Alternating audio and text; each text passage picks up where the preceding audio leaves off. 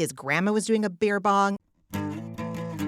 It's time to take A Therapeutic Dose, a prescription-strength reality TV podcast that explores the intersection of reality TV and therapy. Possible side effects may include entertainment, strong emotional reactions, and/or laughter. Here are your hosts, Ramona Ramirez and Margie McGee.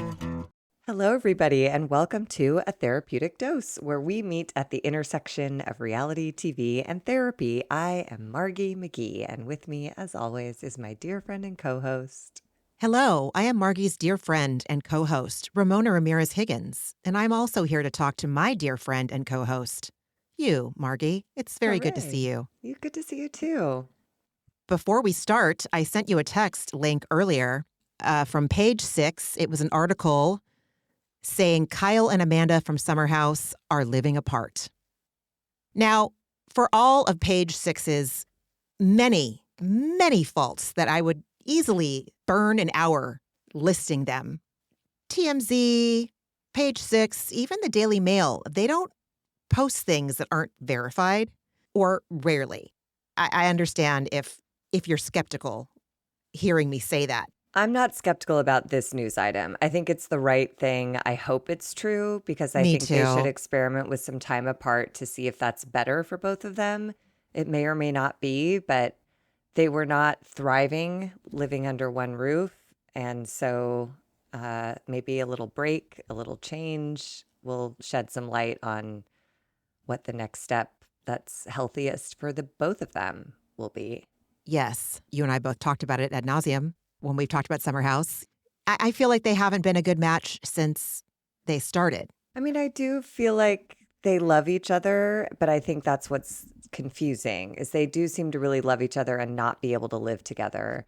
Kyle doesn't have the temperament to be with someone with depression, and Amanda openly talks about suffering from depression, and that is a lifelong illness that you manage, you don't cure.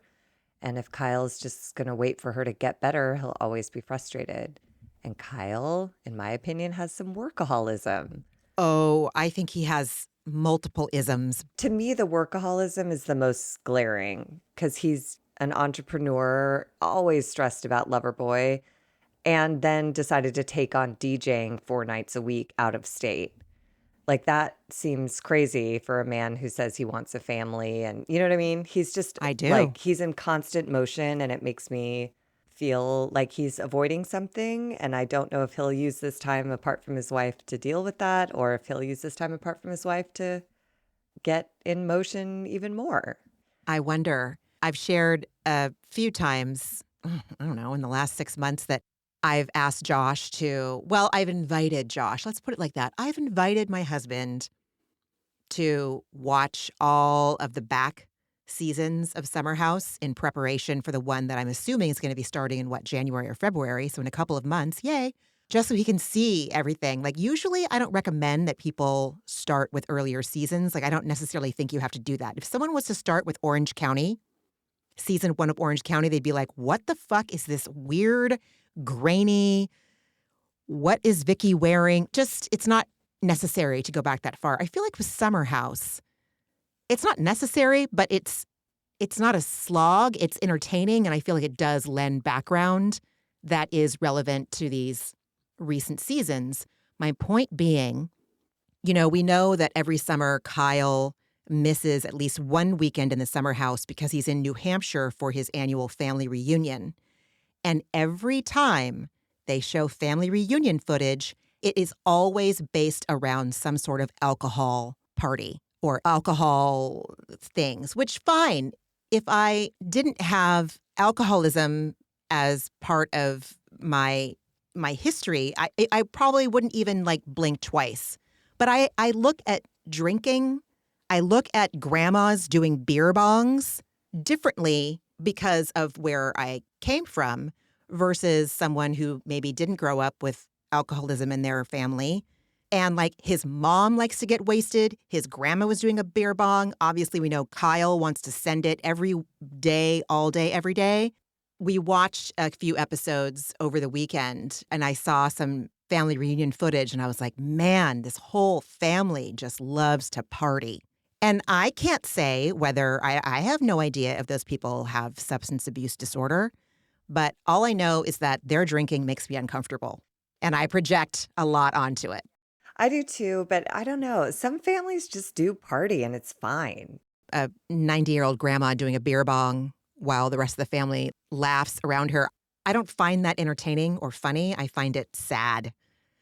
And again, I am projecting. I am always projecting. This podcast is about projecting. That's it.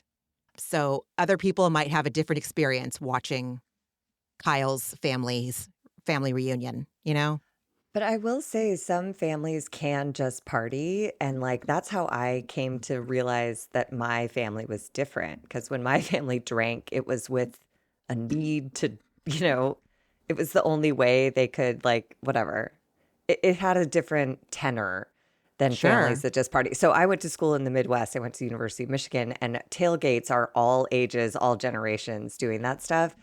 And that's when I noticed, I'm like, oh, these people's personalities don't change. They don't start to insult me or sexualize me or be weird.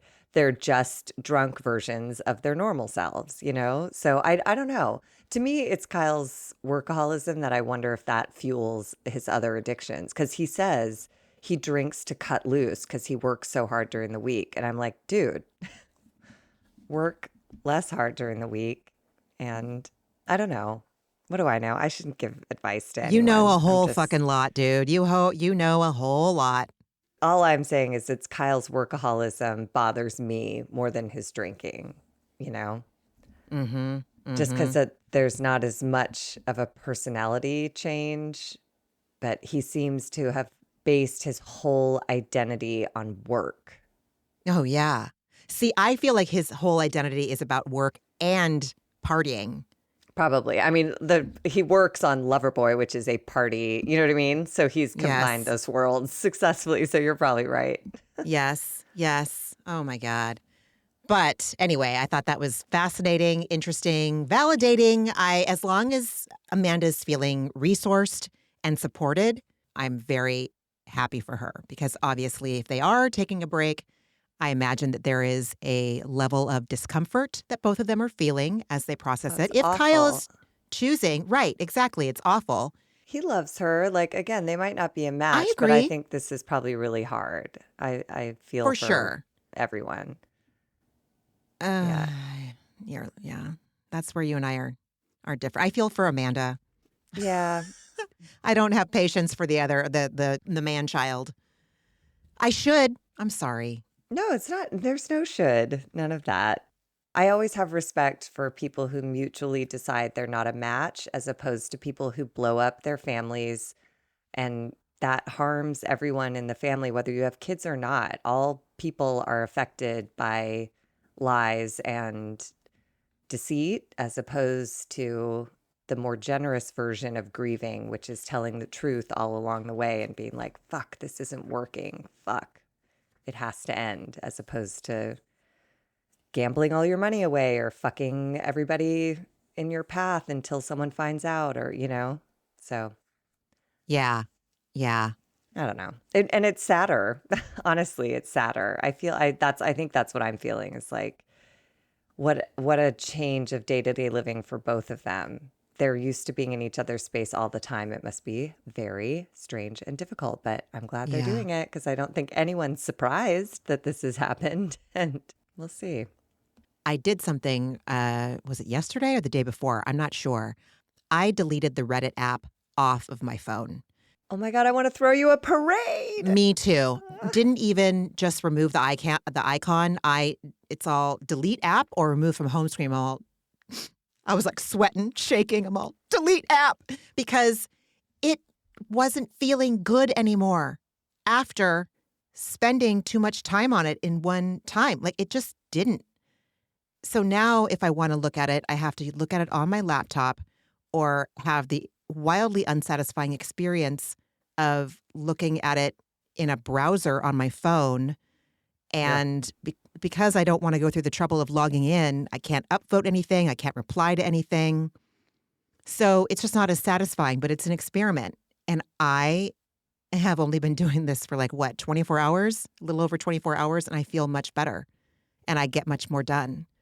And I don't feel like doom and gloom at the end of the day. Even if I listen to the news for like half an hour, I still don't feel as badly as I do after I've spent too long on Reddit. There's joy scrolling and there's doom scrolling. And I'm in some subreddits, like I'm in the SCOTUS subreddit, I'm in the law subreddit, and those are really active right now. And it can get real depressing. And it's also an app. Their job, their sole purpose is to lock me in and make me feel like shit and keep scrolling and scrolling and scrolling. And I don't want to do that anymore. It wasn't feeling good. I deleted it. I'm very proud of myself. I'm Thank really you. Me happy for too. you. I think, yeah, I'm really happy. One day at a time. Yeah. And Yeah. again, like you said, it's an experiment. Like, yeah. Yep. But I think Yep. I'm glad to hear that. Speaking of experiments, should we dive in? Let's do it. Literally. Oh my God. Yes. This is The Real Housewives of Salt Lake City, season 6, episode 9, I believe. Unicorn Overboard. Great. Yeah. Yeah. Okay. It's a title. There. It's a title. Sure. I will say when they threw that unicorn overboard, I was fixated on like the color story, the pastel unicorn and like the topaz blue water. It was like beautiful. It was. I guess You I was. are loved. Good night, God. baby. Ew. Oh, vomit. I That know. man is gross. He's grody. We've already lightly talked about it, but like I loved this episode. It was amazing. And one of my like favorite side characters was like this medley of apologetic waiters who had to keep interrupting the entire like there's 25% of this episode up top that's still on the yacht. And then the remaining 75% is all mostly in restaurants where these waiters are like, hello, I'm sorry. Here's your salad. Hello, I'm sorry. Can I get you something to drink? God. Rearranging bottles on the bar. Like it was just making me laugh so hard. I loved them. In the midst of some really heavy, Holy shit. character illuminating behavior. Salt Lake City does not fail to deliver at least 1 to 2 bombshell episodes, impactful, entertaining, mouth open drama kind of episodes. And this is only season 6. I mean, everyone else take note. I did not see this coming. I did not see it coming. You know, previews, no previews. I was like, holy shit. Yeah. I'm not at all surprised on where everyone falls in this.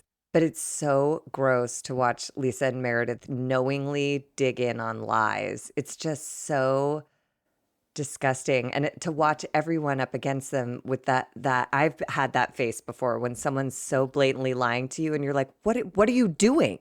I was there. What are you even saying right now? And every single cast member, with the exception of Lisa and Meredith, had that response to Lisa and Meredith's narrative of what the hell went on. And Lisa even faltered and started to throw Meredith under the bus at the end. What a mess. In the same scene where she lied to her husband. Who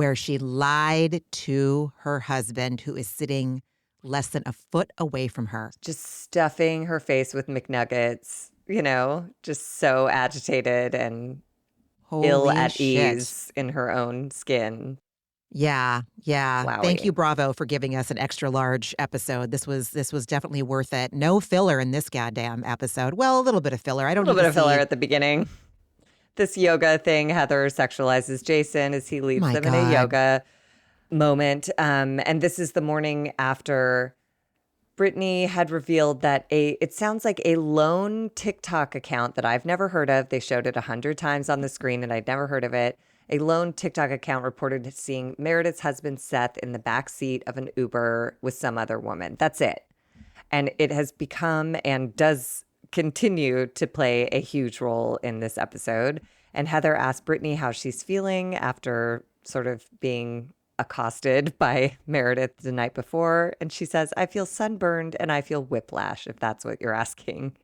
It's a disproportionate amount of pile on for doing the same thing that other ladies in this group have done, which is commenting negatively on the status of Meredith's marriage, which has been going on since season 1, hasn't it? Yeah. weren't people speculating? Remember, Seth was working out of town all the time, and they were like, "What the fuck is he doing out of town all the time?" She's like, "He works in Ohio, and that's fine with me." And everyone was like, "Okay." I think they have an arrangement like Whitney and Bronwyn talk about later, but they just don't want it to like, I don't know. Who knows?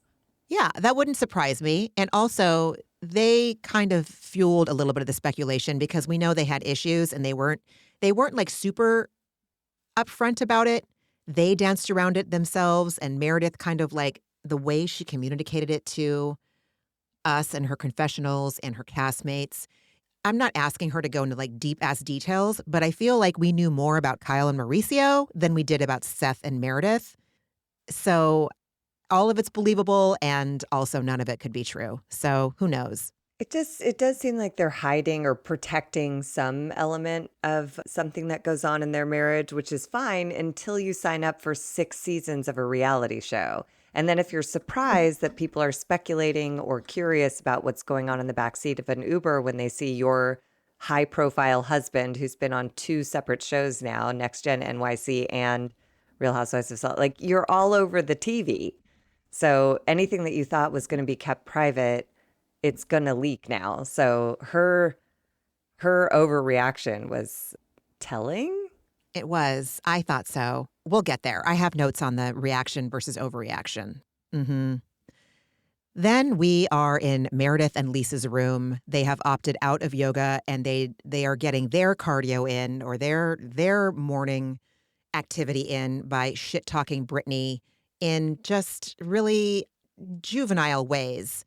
Meredith says that she thinks Brittany is disgusting, not funny, and she tries to be a Disney princess and has a pea brain. And then they both bum me the fuck out when they can't figure out something about the Wizard of Oz. I was like, ladies, are you serious? Like, who in the United States of America, Gen X or older, doesn't have the Wizard of Oz woven throughout the fabric of their entire childhoods? I think there was a community gasp when they both agreed that the Tin Man has no brain. And if anyone is too young to know, the Tin Man has no heart. The Scarecrow has no brain. And the two of these idiots laid on the bed going like, yeah, she's the Tin Woman. I was like, you guys got it wrong, and now I can't be on your side. I was so offended that they didn't remember. It felt arrogant to me. They didn't even try. They were lazy. They were like, which No. one didn't have a brain? She's like, the Tin Man. They're like, great, that works. I'm like, but it's wrong. It doesn't work. It's so wrong. It's so wrong.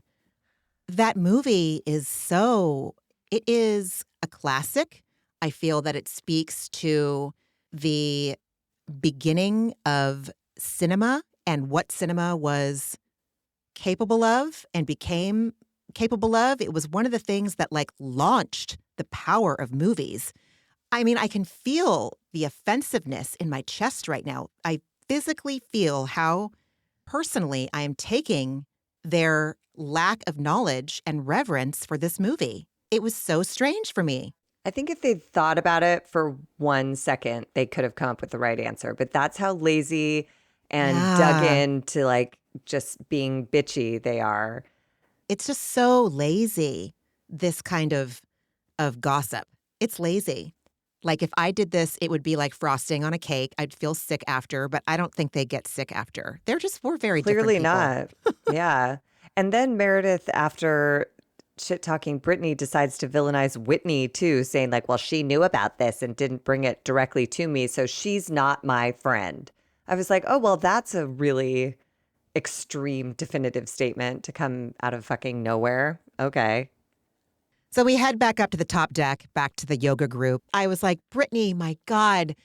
The thing is that the way Brittany is and the way Meredith and Lisa are, like all three of them should just be an ignoramus idiot trio, you know? Team nobody. Team nobody. You're right. You're right. That's exactly it. Because Brittany says, I say something nice with good intentions, and it's this freaking pylon. I'm like, what did you say that was nice, and where were the good intentions? You gossiped about a TikToker exploiting adultery. Like, what are you fucking talking about, dude? I can't be on your side. You make it Not so at all. hard. She makes it so hard.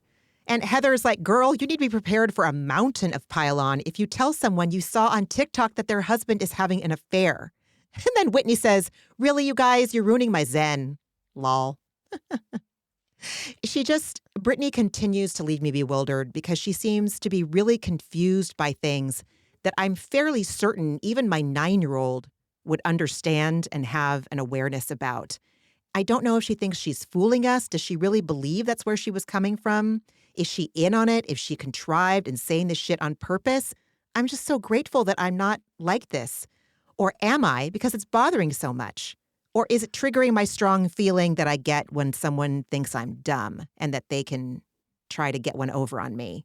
I think Brittany is legitimately a ditz. I do think that because she does, she looks honestly confused. I don't know if she has the choice in vocabulary of what comes out of her mouth. I think she knows what she means to say, but I don't think she can often pull the words together to say it properly, as I struggle to do the same.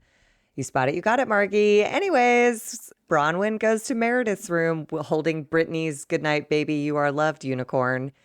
And after a brief moment of relating to one another about how Brittany was shitty to gossip about both of their marriages, because Brittany was also in on the Todd farting and making out scandal. More Todd scandal to come. I couldn't believe it. Meredith again calls Brittany a pea brain, but claims she's unbothered by Brittany talking about her marriage. Unbothered. Unbothered. Okay. So bothered. So bothered. I did think this was sort of foreshadowing, and a number of cast members used this language. Bronwyn said to Meredith, she's like, Brittany said that this incident was another example of Meredith going from 0 to 100 for no good reason. So here Bronwyn saying it all lighthearted, like, can you believe this bitch? She said you go from 0 to 100 with no good reason. Cut to the last 3/4 of this episode where everyone is like, she went from 0 to 300 to 100 with no good reason. So I thought that was interesting that the seed was planted in a very different tone at the top of the episode than how it comes to sprout throughout the rest of the episode. Wow, that is such a good I love that you saw that because my mouth fell open when you just said that out loud. She does. She does. And it's a pattern. You're right. Because she said another example of Meredith going 0 to 100. So this is absolutely something Meredith does and everyone knows it. And it just seems like this one was so over the fucking top that everyone, even knowing she's capable of this, was like, this is a new level of crazy that no one can abide by because it's getting dark. Yeah. Wow. To have been a fly on that wall, to have been a coffee ground in that first-class cabin galley. Woo! I know. Would have paid money. How long before that flight attendant is the bartender on Watch What Happens Live? Oh, my God. That would be amazing. I would love it. Yes. So Bronwyn suggests to Meredith that they toss the absurd, perverse unicorn overboard, and the only way they can pull that off is if they are in costume. You can set your clock to the fact that this woman just wants any excuse, however flimsy it is, to put on an inflatable creature. She's got a fatal attraction to those inflatables, man. It's crazy, incognito. Here, I'm going to get into a crustacean. You're going to be a pink shark, and let's just hobble down the wood corridor and toss this plushy unicorn, Teddy Ruxpin. I think they did. It does make me laugh. The way you have to walk in those things does make me laugh. And then when the wind kicked up, it was like flapping the material around their faces. I was laughing. And they do, in fact, throw the unicorn overboard, and it lands gloriously in a light topaz sea. So there's that. In Meredith's confessional, she says she doesn't know if tossing Uni is payback, but it's what Britt deserves. And I've talked about this a million times. You have too. You've talked to me about it, offline, online, where it's like that insatiable desire to get payback and make someone suffer for how they've trespassed against me. It's like, I get that, but it's not the way. It'll taste delicious in the moment, and then you'll just be the person who threw a plush unicorn overboard. Now, will everyone at BravoCon this weekend be applauding Meredith if she goes for doing this? Of course. Are they going to call her icon? Are they going to call her mother? Are they going to say she ate? Yes, they are. I just find it sad. It wasn't funny or entertaining to me. It's going to be a different story when we see the other side of this on the below deck. Because someone had to get in the Oh, goddamn water and chase yeah. that piece of shit down and pull it out of the water and hang on to it until they left. That's Uh-huh, all I could think uh-huh. about. When it turned up at the end, I was like, oh, someone had to go get that? Like, fuck you guys. It's so shitty. It's not a good enough joke to put a crew member to work retrieving a stuffed unicorn from the ocean. Jason and Daisy, Captain Jason and Daisy were on Watch What Happens Live this week. Were they on Monday night? I can't remember, but they gave their side of it, and they said that it was really a hard trip. What do they call? What is it called? A hard Charter. charter. Thank you. Yes. Yes, it was a hard charter. I mean, it was hideous watching it from this side, so I My cannot God. imagine what it's like on their end. They mentioned the fake blood that Heather left all over the carpet. They did too. So it wasn't just me having a big old freak out about it. I did worry because when they leave the boat, Heather hands them an envelope, and I've watched enough Below Deck to know what like a giant tip looks like, and I was like, ooh, that looks real mid. Maybe the And bills this were was big. I fucking hope so, because they put them through hell. Yeah. Seasickness and crushed hands and fighting around the Oh my clock. God. And like, oh my God. Sexual harassment nonstop. Oh my God. I Yep, wonder yep, if yep. Captain Jason finds that charming or if it's just like a waking nightmare. Yeah. It's good. I recommend if you want something on in the background or just something to have on when you fold laundry or whatever. It was interesting. So I found it entertaining. Anyway, moving on. .org. The ladies now all sit for breakfast and it's silent and tense and awkward. And Whitney tries to break the ice by asking how Meredith's toe is doing. And Meredith is such a fucking dramatic asshole. She turns to Brittany in response to the question, how is your toe? She goes, I'm a survivor. I'm strong. I can deal with a lot of hatred thrown at me without a problem. And Brittany rolls her eyes, which is obviously poking the bear. So that was a bad move on her part. But then Meredith just transitions and goes, my bigger issue is with Whitney today. And I was like, oh, okay. You're fucking housewife of the day to have a problem with. And this is because of what she brought up in that bedroom scene, saying Whitney knew about Brittany spreading this TikTok gossip and Whitney did not come straight to Meredith to report. And then Meredith turns her back to Brittany and says she doesn't exist and waits for Whitney to answer for her actions, saying, my point is you co-signed it and didn't tell me, and that's not what a friend does. Meredith thinks that these zingers are landing, and they just made me pity her. Yeah, it is sad, isn't pitied it? her. It's sad. It's not like fun sad. It's like, oh shit, y'all. Do you see what's going on? This woman this is not good. This is embarrassing. I felt secondhand embarrassment for her. It's like Ooh. how Stephanie on Miami has never had girlfriends. And so she had all these like rules to be a friend. And it's like, that's not fucking how friendship works.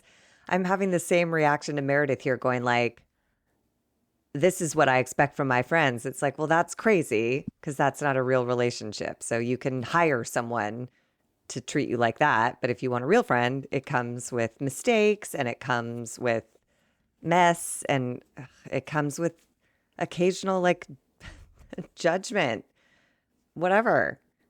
At the beginning of the scene, when Meredith first said that she was upset by Whitney for not bringing it to her attention, I could see that. But then when Whitney was like, dude, I told Brittany she needed to tell you about this TikTok or I was going to. And the third option was don't say anything because it's not true. So just don't touch it. Whitney did what a good friend would do. And I appreciated her saying, I'm giving Brittany the opportunity to do the right thing. And then in Whitney's confessional, she says that the TikTok thing is only a big deal now because Meredith is making a big deal.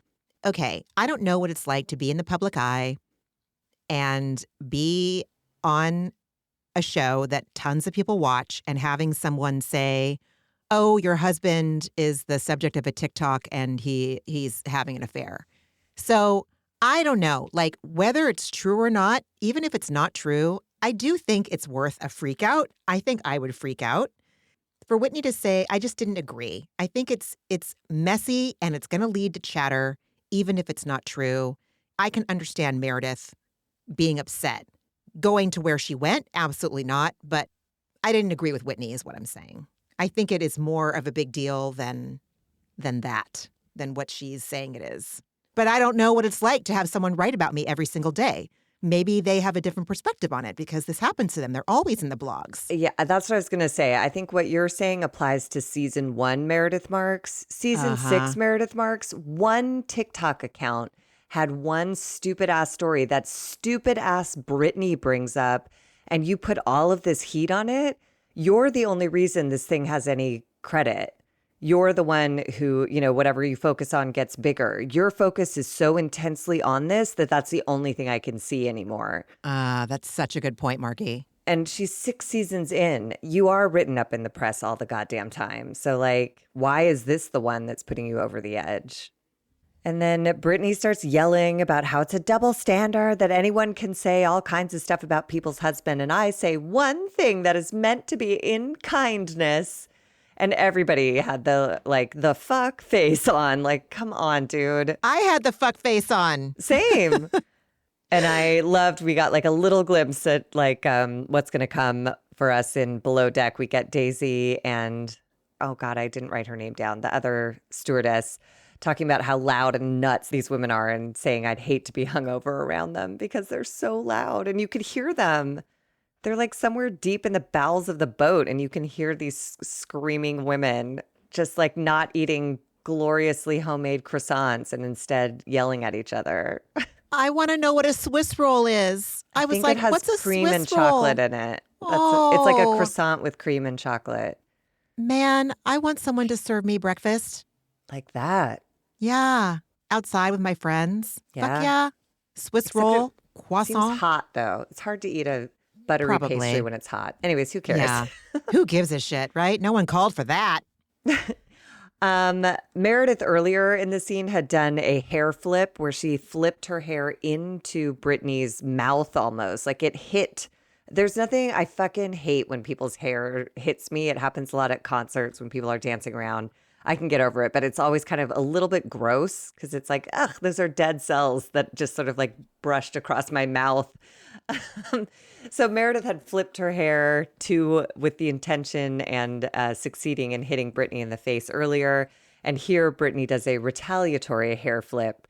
And then we see one of these moments where Meredith's anger goes from 0 to 100 in a fucking heartbeat. She immediately turns on her, puts her finger in her face and says, if you touch me, and everybody is on high alert and starts, physically standing to pull Meredith away. So again, this is not a first-time offense. That reaction tells me that these women have seen this kind of crazy in Meredith's eyes before and that it is unstable and unpredictable and they need to stop this now. That was scary. It was scary. They almost came to blows, man. And it was Meredith. Brittany's so dumb. Oh, yeah. It was Meredith who turned on her and got so in her face and all of her muscles tensed and you could just feel some sort of smack or hit or punch forming in her body. It was a good thing that she got up and changed seats. Which just betrays this whole lackadaisical, oh, this isn't bothering me. You're just annoying. No, she's so bothered. She's so irate. Bothered. She chooses violence, literally and figuratively. So does Lisa. I mean, it's the same kind of reaction Lisa had when she put a hand around Heather's throat a couple episodes ago. It's what are you doing? Yeah, no matter how drunk or angry I get, I can't imagine. May it never happen. I don't ever want to understand. No, me either. Me either. I really don't. Synapse that makes that an okay choice. So Meredith has changed seats and Bronwyn is trying to settle Brittany down, asking her to start with an apology to Meredith. And then Meredith just levels a threat to the whole table and says, I'm done with Brittany. You guys want to support her? I'll be done with you too. And I loved Heather for just being like, are you fucking kidding me? And Meredith goes, no, I'm not. And Heather tells us this is absurd. This is not fourth grade. This is not a dodgeball team. And it's very weird that Meredith is okay to move on from Lisa digging up dirt on her family, but she is unable or unwilling to apply that same principle to Brittany's stupid ass TikTok gossip. It's crazy. I think it's because for some sick reason, Meredith respects Lisa, or she's just so afraid of her that she doesn't want to poke the bear, or they're misery loves company, or they're all of the above. And she has zero respect and nothing but contempt for Brittany. Like, no shit, Sherlock. I'm not saying anything groundbreaking. Oh my God. No, but I think it's true. I think Meredith and Lisa have one of those mutually assured destruction relationships where they both shared too much shit that now they can't not be friends because if one or the other pisses one or the other off, one or the other will reveal the information that they know to be true. Oh You know? God. What terrible bondage. What It's horrible bondage. darkness. For real, dude. Angie says, this made me laugh. Angie says that if we're going to support Brittany, then we need to support Gout Dick too. Just like, No, she said we can't support Gout Dick. then we can't. Yes. Okay. She said we can't support anyone digging up anything on anyone's family members. I We don't know can't why support. I thought she was saying we need to support Gout Dick. Oh, God, I I'm think an because idiot. Heather had just sort of taken up for Brittany, and Angie was like, no. We just spent 2 days saying we're not going to dig up shit on each other's families. So we can't support Brittany, just like we can't support Gout Dick. But I did love that nobody at the table broke a smile when the words Gout Dick came out with a serious tone. This is where I love fucking Housewives. It's so, where Dude, else? love Housewives. Oh, so So good. Bronwyn pleads with Mary, oh my God, help out. You're a woman of God. And Mary's all, abso-fucking-lutely not. Y'all are beyond help. This is out of my jurisdiction. You guys are And on your own. Mary's she's incredibly wise and centered throughout this episode and throughout this season, really. She says they're not going to listen. They're not going to listen to God if he came down and like slapped him in the face. And she says they won't listen because they're too busy trying to get their point across. It's a disaster. And Oh, that is the God. truth. They've all stopped listening. They're all just trying to be right. And it's so futile because everyone's trying to be right and not listening. So no one can be right because no one's listening to say, oh, yeah, you're right. You know what I mean? It's just this. This is Oh, I all it do. is. It's just a nonstop fight. Yeah. It is infinitely more uncomfortable, like on a spectrum of uncomfortable to seemingly impossible to, instead of react with defensiveness when someone is saying something shitty to you or calling you out on something, it is so much harder to take it in and let it land than it is to just knee-jerk react. You know? No one on this boat can do that. No one can take something in. Well, maybe other people can, but not the people involved in this immediate. It's really Meredith fight. and Lisa. I think we really see everyone else can to some degree or another. But Meredith and Lisa are just dug in on standing by their version of the story, which is not based in fact. And that continues throughout the episode. I couldn't be friends with someone like that. I just couldn't do it.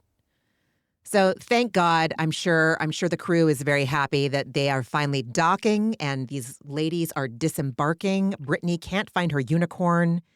And Bronwyn in her confessional says, thank fucking God, I am going home on a different flight. I am so relieved. So she's not going to be on that shit show Little with the did rest she of the know ladies. what a blessing that was. Totally. So the ladies leave the yacht, and I love Angie. She's so sweet. She runs off the boat and hugs all of them. And she had a horrible experience. This was 2 straight days of barfing and like 1 halfway decent day of fighting. And still, she like, I really believed her when she thanked the crew. Heather, less so. She thanks the staff and semi apologizes for all their fighting and their insane behavior and putting the staff through their paces. But she's mostly fixated still on Jason, giving him one more flirt for the road, saying, you're great on the job, by the way. And he looks like unmoved at best and uncomfortable at worst. He was like, okay. On Watch What Happens Live, he said that they did not hook up. I believe that. Maybe he was, I don't know, giving some silent kind of communication that they did, but he was saying they didn't. I don't know. But that's what he said. After watching He said these there was nothing to 3 say. episodes on the yacht, it feels like it's probably Heather. It was probably Heather doing what she's doing this whole trip of laying on him and flirting with him and pressing up against him. And then she was like, there was nothing there. We have no chemistry. And it's like, I just don't think he gave you a chance at that. I don't know if that, anyways. Good gracious. It's fine. It's his job. I just mean like good gracious, like it's just uncomfortable. I'm just uncomfortable seeing, I just don't like it. Just cringe. It would be one thing if Jason was firmly into it, but he appears to have little to absolutely no interest at all. And he refers to the ladies as nice individuals, but as a group, they're a hurricane. And then he tries to buy it back by going, but the best kind of hurricane. And it's like, oh, God, get out of here, you guys. And Heather hands off the tip that, as I said, I'm concerned about, and I can't wait to see Below Deck. God, I hope you're right. And it was just like a relatively flat envelope full of big, big, big bills. All crew, gather in the salon for a tip meeting. Mm-hmm. And then Daisy runs on board real quick to grab something they forgot, which is Brittany's unicorn. And then Brittany notices it's wet. And here I'm thinking this is going to be the drama for the rest of the episode. And I was like, yeah, fucking great. Bronwyn cops to throwing it overboard, and Brittany's still like butthurt. And I think it's really cruel for someone to try and ruin my gift. Jared went to great lengths and made a personal message for me in it. It's really sentimental to me. Oh my God, Margie. The weird whiny voice. And that was sort of the act break. And I was like, are you fucking serious? We have like a full 45 minutes more of like unicorn gate? No, I was wrong. I thought it was lame that Bronwyn said, it was a joke and I'm sorry. Like that was so, like it wasn't a joke. It was to be a dick. And this is like the kind of sorry, like where you're like, I'm going to fucking light the bomb, throw it, and then apologize later. It was just really disingenuous. And I don't like being disappointed by Bronwyn. And that's my problem. That's on me. It feels like it rode the line. It's a mean girl joke. It's like a prank. I hate pranks. I think because there's always someone who is in the position of being an asshole or being injured so everyone else can get a laugh. They wore inflatable costumes and they threw a stuffed doll over it. You know what I mean? It was a joke, but it's at the expense of someone. And so it's not highbrow humor, but I don't know. That's it. It's prank energy. You're absolutely right. I don't and like I hate pranks So either. many people love them. Fucking ridiculousness is on TV all the time. Impractical jokers, all that shit. But someone's the butt of the joke. In this case, it was Brittany, and she's not a good butt of a joke. This is Ridiculousness's final season, by the way. I mean, is MTV going to survive? They air nothing else. I think that they're going to be done soon, aren't they? Did I hear that they're going to be done? I don't know how they can survive. The only other thing they air is The Challenge. They don't air anything. God. It's Ridiculousness all day, every day. And then like The Challenge and occasionally Siesta Key. And that's it. I have seen some hilarious things on Ridiculousness. I'm not going to lie and say that I've never watched it. I have watched quite a bit with my husband when we first got together. And watching my husband laugh when he sees something hilarious makes it all worth it. Yeah, I mean, I watch on TikTok videos of people like slipping on ice or falling down. That. You love someone tripping. But it's at someone's expense. Like if I knew the person, it would be harder to like laugh about. But when I don't know the man on roller skates who is stumbling for a solid 30 seconds before he completely wipes out, then I can laugh. But anyways, it was a mean girl joke, and it's not my favorite brand of humor. So there. Brittany saying that Jared went to great lengths and made a personal message. Oh my God, woman, get some self-esteem. Go to slaw. Go to slaw. I beg of you, do something. This is pathetic and pitiful. I've accepted crumbs before. I know where she's coming from. It feels very personal. It feels like it took time and intention. I'm not saying it's good. I'm just saying like, I get it, girl. I mean, I have too, but years and years. This is like our only experience of her is seeing her accept crumbs from this super like, he's so not worth it. I don't, it's, you know what? It's because he's Mormon royalty adjacent. And these people are in a cult. Okay, moving on. I just figured it out. Oh my God. I did not figure shit out. I'm just arrogant. So then we have some dramatic ass music and just cast on top of cast confessional sharing their perspective on what happened on the plane ride home. And if any of you out there are listening and you don't happen to watch this show, you just listen because you like us, A, thank you. B, this episode you might want to tune in for because it was something. It was a great Housewives episode across all of the franchises. Applause to the editors as well, because this whole episode is now people, it's hearsay. It's just people relaying what they saw and heard. But the editors and the cast is so strong that it makes it completely compelling. And the music. In fairness, this first sequence, that little Mormon choir is doing a lot of work with their ho ho hee hee ho ho, their suspenseful, dramatic ho ho hee hees. So Heather tells us that Meredith was out of her mind at the airport even before they got on the plane, pissed off about Brittany revealing this information about the TikTokers gossip about Seth in the back of an Uber.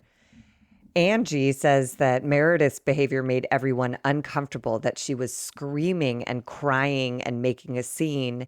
And this was the most chilling part of Angie's confessional to me. She says, and I don't even know if Meredith was aware of that.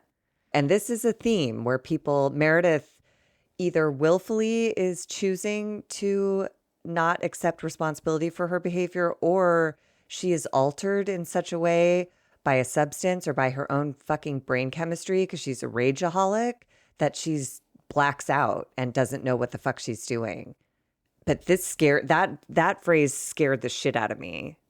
I don't even know if she was aware of what she was doing. I was like, what the fuck? So part of what I love about Reddit is... What? You just deleted it. No, I know. Okay, let me be more specific. Part of what I love about the Bravo Real Housewives subreddit is that the speculation can get real fucking deep and people come in with their own perspectives and they project just like you and I do every week.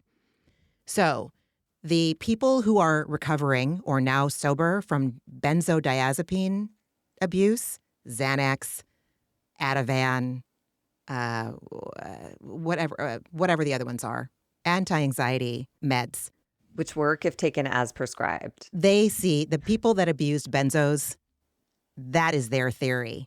And it's like someone says, I think it's benzos. And then it's like, same. This was me. There was a significant discussion that I saw that there was a lot of speculation that it's pills. Like since season 1, they've seen it in her.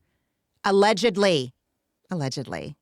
I take no pleasure in that if that's true, because as we're watching in this episode, that level of addiction does not only affect the addict, it ruins the people around you. Absolutely. So if it is a substance, I hope she gets control of that. But no matter what it is, I also think there's a rage addiction there. Again, I don't know if she was on an anti-anxiety med at that breakfast, but I jumped when she turned on Brittany. I was scared. Like something in her is out of balance.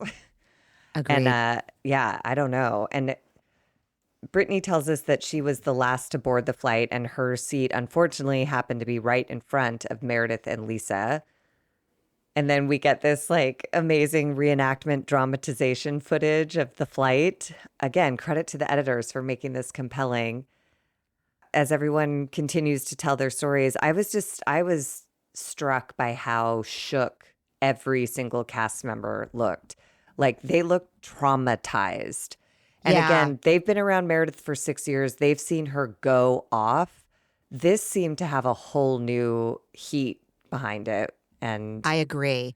And I don't think that these people are, I don't want to say smart enough, but it would take so much energy and so much planning, and it would take like a director and a stage manager and a script for all of them to come together and share the things that they're sharing.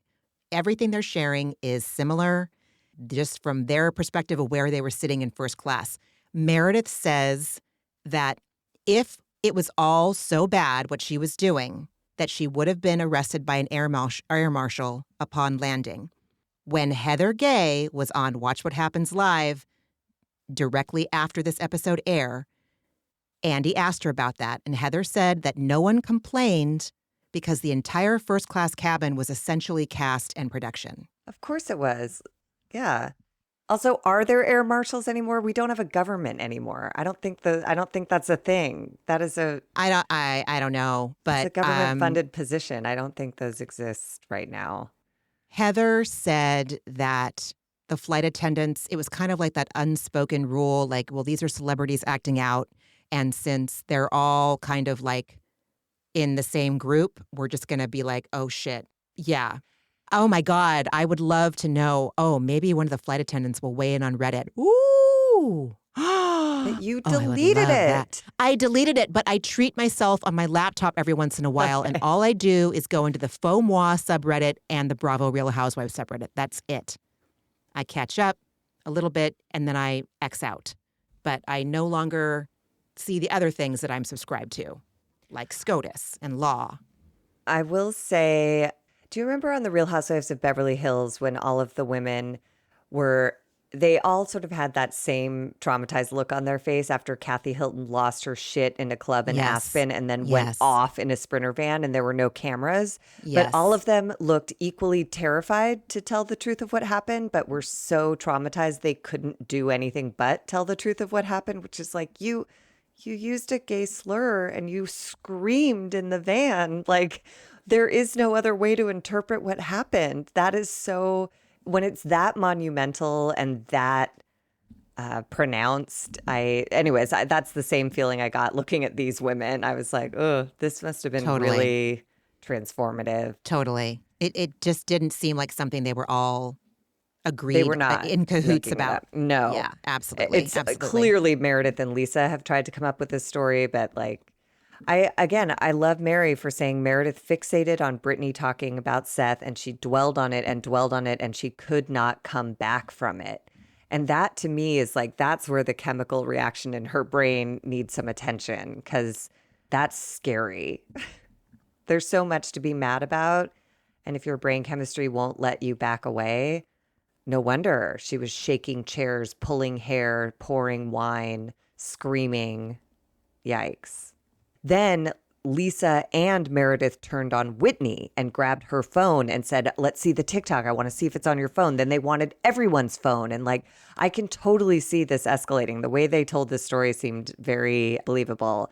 And they all said that Lisa joined Meredith in relentlessly bullying Brittany the whole flight. And this does sound, bullying gets thrown around a lot in the housewives world, but this sounds like legitimate bullying where there's no actual physical painful contact, but there's seat shaking and verbal threats and mocking and all that stuff. It was so gnarly. It was. Mm-hmm. And Lisa tries to claim that she gently asked Brittany to show Meredith the TikTok. And that's it. Then I sat back. Bullshit. Oh my God. I don't know what it would be like to be her for 5 fucking minutes.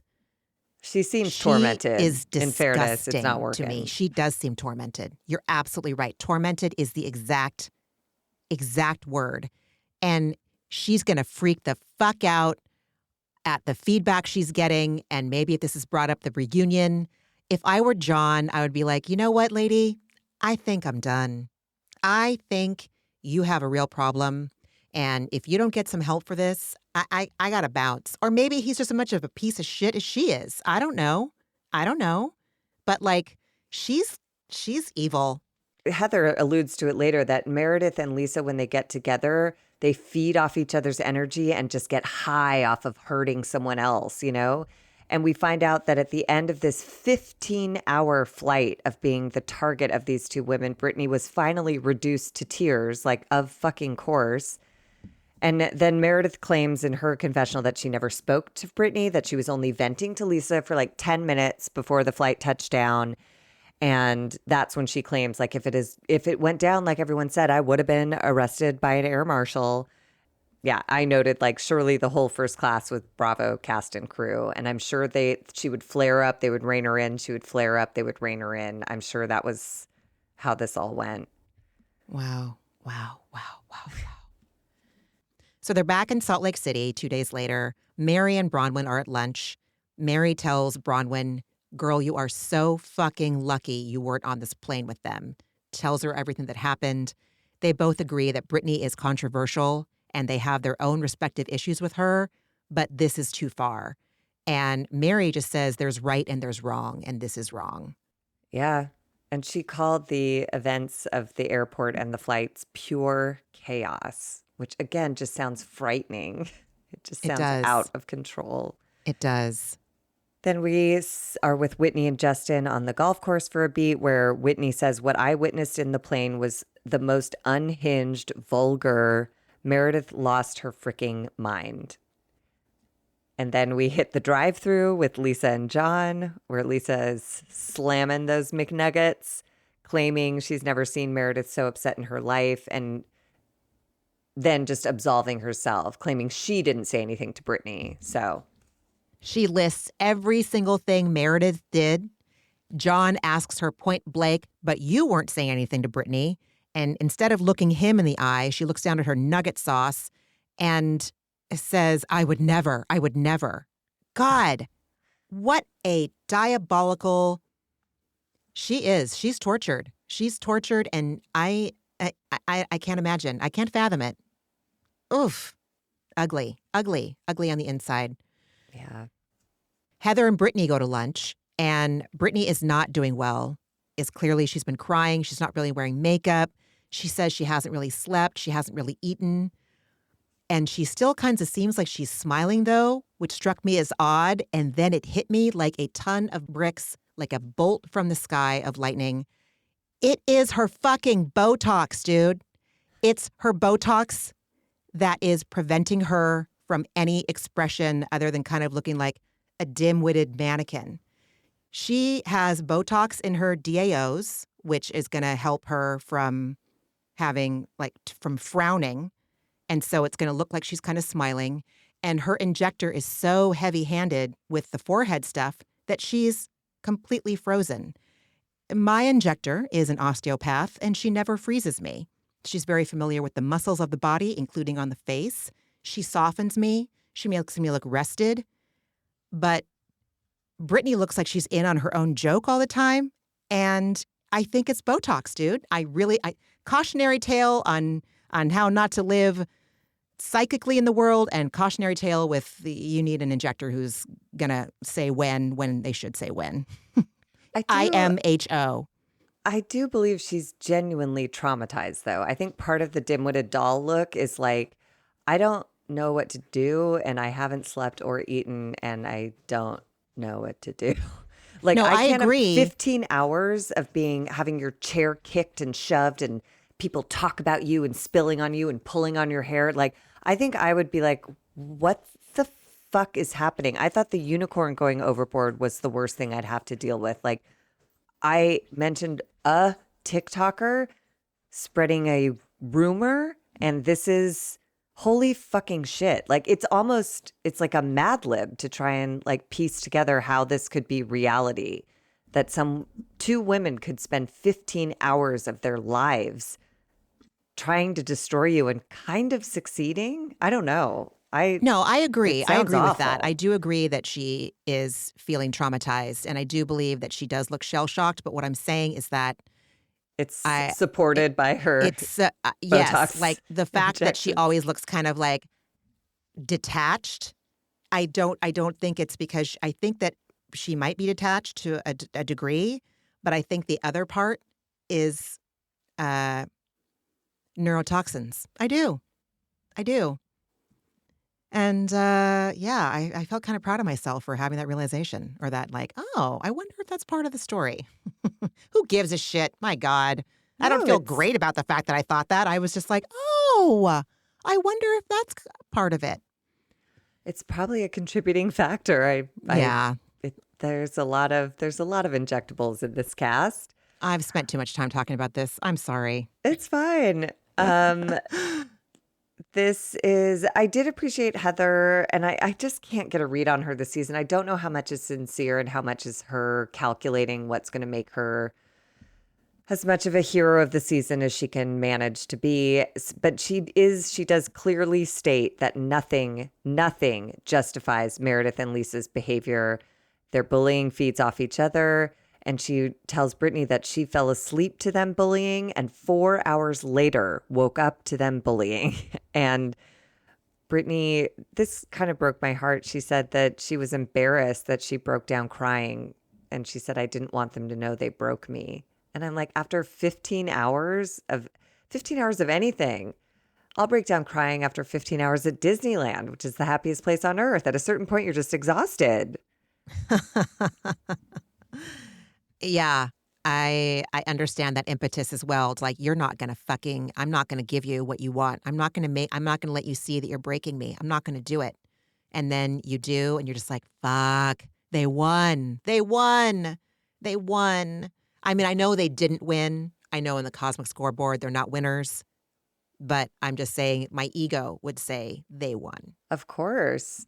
You know? And I did think Brittany made a good point that she was most offended by Lisa turning on her after she has actively defended Lisa to this group. And we get a flashback on tape of Brittany defending Lisa for not being at that opening camping trip. And, and she's like kind of extra bummed out that Lisa not only egged Meredith on, but participated in the bullying, kicking Brittany's seat, telling her she deserved everything she was getting. And Heather answers that by saying Brittany deserves support and dignity and protection. And if those women can't apologize and offer that, then they don't deserve Brittany's friendship and they don't deserve Heather's friendship either. And they've officially taken it too far. They've crossed the line of right and wrong. And Heather declares that she is on Brittany's side now, period. And that's a pretty big statement for a housewife. Normally they ride the fence, and Heather was just like, nah. And I really that bought must it have as been well. So gross. It must have been so bad for a housewife to not ride the fence. It must have been so egregious. I mean, the entire cast was not, they weren't like, well, I wonder if maybe Meredith was, oh, Lisa, I mean, let's hear she what was they a have little, to say. Exactly. They There were was just no like, both nope, sides. That's Yes, absolutely yes. unacceptable in every way. Brittany is aligning herself with an unclever Lucy Van Pelt, an uninspired Lucy Van Pelt by riding so hard for Lisa fucking Barlow. It is sad. And it's the same thing with like going for crumbs with Jared, going for crumbs with Lisa, like wanting these two people's approval and love more than anybody else's. And I'm just like, I feel so, I pity her. I pity her. That's what it is. I have pity. I mean, there's a pattern to her damage, man. That's what I'm saying. Thank you. She absolutely tries to Yes. win the affection of people who have none for her. Thank you, Margie. If a therapist can get their hands on her, she's a pretty straightforward case. It would take a lot of work, yes, but like that's her it. pattern is clear. Yes, so clear. That's exactly. You said it much more eloquently than I did. So Bronwyn and Whitney, we now see their respective lunch scene, and Whitney fills Bronwyn in on the flight, even though Mary has also told Bronwyn about the flight. But to be fair, I'd want to hear it from literally every fucking person that was on that plane, including the flight attendants and the people having to be sitting in coach the first few rows back from first class. It makes me believe how traumatized the women on the flight were. Mary sat down for 3 separate lunches, and I think the first 2 were to process it, and the third one was with Meredith. Like, that's how fucking fucked up whatever happened on that plane was. That like, I need to talk through this some more. Yeah, dude, like, seriously. Did that happen? It's like, wow. It's almost like they're in a dissociative state to be like, here's what I think definitely happened, and I can't believe I lived it. Like, am I crazy? Like, am I second guessing or am I imagining that this happened and it really didn't? And you're getting validation from the other people that were there sharing that experience with you. Like, no, dude, we were all there and none of us are crazy. We all saw it. Yeah. The waiter that is helping them out is wearing some sort of like wannabe SF hipster doofus apron over his prerequisite standard issue Mormon missionary shirt and tie combo. And I found it very annoying. Take it to the manager, Ramona. I was a waiter. You wear what you're given and you just try to get out with your big tips, you know? I know, but I can't stand like the real SF hipster doofus aprons that look like that. I think I've talked about that before. I don't want to Yes. sit at a wood fucking farm table with a bunch of other people and have a cloth napkin that doesn't absorb anything. But the white shirt and the black tie, it was just like, hello, knock knock knock, hello. Can I tell you about whatever I don't know what they call it. Do they say the good word? Joseph Smith, some shit. It was just really, it took me out of the moment. So Whitney tells Bronwyn what she saw from her perspective, and it matches everything that Mary's saying. Meredith went ham. Lisa was also just completely on board with it the entire flight. Whitney also speculates about, was it alcohol? Was it sleeping pills? She says, I don't know what it was fueled by, but it was pure rage. Again, I believe that. In this case, I don't think that's hyperbole. It sounds terrifying. And to be trapped in a fucking tube 30,000 feet in the sky with someone experiencing pure rage would be traumatizing. Again, I can't stop using that word. There was another interesting piece here where Mary said that Meredith tried to turn Mary against Brittany and that Mary was not having any of that. It just seems like Meredith is like deeply manipulative and not very good at it. In this episode, her attempts to manipulate are just bullying. That's her method of manipulation, is bullying, and it does not work on Mary because Mary's real clear about what happened, what she witnessed, and she's not about to turn on Brittany when Meredith is being an absolute raging asshole, literally raging asshole.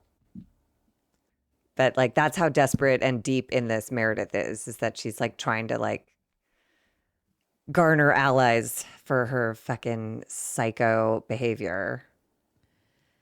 Bronwyn has a confessional and she says, is this being exaggerated? Because if it was this bad, where was the cell phone footage? Behavior like this wouldn't fly on a commercial flight. And again, I would like to remind everybody what Heather Gay said on Watch What Happens Live. The first class cabin was basically everyone Bravo related. And so that's why. Yeah. And I also think it's one of those things, again, looking at the dissociated, glazed over look in all of these women's eyes, I don't think you're meant to believe it unless you were there. It seems like it was that unhinged and crazy. None of them seem to be able to articulate how psycho it was because they're all just like, And then Bronwyn says, apparently both Meredith and Todd need a reminder of flight etiquette, which made me think of Stephanie from Miami's Jetiquette. Oh, my God. And Bronwyn tells us that Twitter has blown up with news of Todd getting caught on a plane, cheating on her by looking at photos of other women. Bronwyn believes the story. And I loved in her confessional, she goes, I believe these reports and I suggested, you know what? I'm not going to say it cute. I told Todd to go stay at a hotel and leave for his business trip from there because she needs space. And then she clarifies that she's not mad that he did that. It's not about him cheating or looking at photos. The humiliation is in the secretive nature of his behavior. She's mad that he didn't tell her that this is what he was up to. And then they get into this fascinating, relevant conversation about the parameters of their marriage. And he's old. She's fine with having an arrangement where both of them can find sexual satisfaction, but they need to communicate about it, and leaving her in the dark plays her for a fool. And that is what pissed her off. And she wants to evolve with Todd, but she needs him to evolve with her in this marriage. I loved this scene so much. This to me was the power of two or more people sharing their honest experiences that happen to be similar, and how validating and profound it can be to be understood and to not feel as lonely or as isolated in whatever you're going through. She tells Whitney she doesn't know if she could say this to anybody else in the cast, but she knew in her gut that Whitney would understand. They're the same age, they're both married to older men, and of their whole group, they're the ones that are most out of Mormonism. And to piggyback on her wanting Todd to evolve, and them to evolve together, I thought, all right, there's a way to do that. I know of a way to do that. Okay, I can't say I know definitively what could do that. What I can say is I wonder if they could find mutual and individual evolution by going to therapy by themselves as a couple, and then after a while, introducing some consciousness expanding medicines that dissolve one's ego, help you get in touch with your true self and recognize your partner's true self, and then move from there while healing. I bet Bron would be down with some consciousness expanding medicines. I wonder if Todd would be too. I wonder. Just curious. With or without the consciousness expanding medicine, Whitney says just that she and Justin went to therapy because there was a distance in their marriage. And she tells Bronwyn she's been through the same thing with Justin. They broached the topic of possibly exploring an unconventional non-monogamous union, but they set parameters that they cannot do anything behind each other's back. They have to communicate who's doing what with whom. And Whitney says they've been married 15 years and her daughter is 17, I guess, or when her daughter is 17. Something about her daughter's age is an outside parameter of Whitney planning to go buck wild. Like once the kid is out of the house, she's like, I'm going to do what I want. And she says, I don't want to be married to anyone else, but you have to live your life. Yeah. I thought it was a lovely, honest conversation that I can imagine would be hard for a lot of couples out there to bring up. I do worry about her kids seeing this. It feels like this would be Yeah, a I little can bit understand that. destabilizing for a teenager to watch their mom being like, once again, like Heather, as soon as that brat's out of here, I'm going to do whatever the fuck I want, blow up my marriage. Like that's how a teenager would probably hear that. But again, I did appreciate Whitney saying that she and Justin had been to therapy, and what they discovered is that they were missing each other in their own relationship. And so it doesn't sound like they've explored outside of their relationship yet. It remains on the table. But yeah, therapy. Therapy. Period. Absolutely. Everybody Having go. those conversations that you think there is absolutely no way my relationship can withstand this. And lo and behold, you realize it can. It can. Or if it doesn't, I guess you move on from there. But both are possible. Anyway, we move on to Angie having a conversation with her daughter, Electra. And I found this scene to be very heartfelt, sweet, honest. It was relatable, made me uncomfortable at times. I found myself feeling similarly to Angie, and also have had conversations with Leo like this, wanting to impress upon your child how important the culture or cultures you come from are in informing who you are as a person, and not necessarily being ingratiated in that culture for whatever circumstance. And while I have not been met with resistance, Electra is a teenager. Teenagers by nature resist what their parents say. And also, I remember myself hearing my dad say similar things and me just kind of like rolling my eyes on the inside. And also, now that I'm the adult, completely co-signing on what Angie said. When I was your age, I felt and reacted the same way you are right now. But I promise you, when you're a grown-up, you're going to be so glad that you did explore your culture. I promise you that. And I absolutely agree with Angie on this. And it is what I endeavor to do with my own kid and try my hardest to do. And I'm figuring it out myself. Yeah, and just for context, Angie tells Electra that she's pursuing dual citizenship in Greece, and she's trying to get Electra to appreciate her Greek heritage. By this suggestion was like it was a little bit grandiose, saying that she would like Electra to compete in whatever her equestrian event is in the Olympics for Greece. And I was like, well, that's a pretty extreme on-ramp to have this conversation with your daughter. I was so offended when Angie said, she said something along the lines of Greece being the start of civilization. She said it's an honor to have roots in a country that started civilization. Bitch, It did not start civilization in the rest of the fucking world. And this is what pisses me off. I remember being in high school reading about I think one of my books was like the history of Western civilization. Did it include my goddamn heritage on one half my family? No, it didn't. Did that civilization come up with the fucking concept of zero? You fucking better believe it did. So this white-centered, colonialist, imperialist version of the beginning of shit really pisses me off.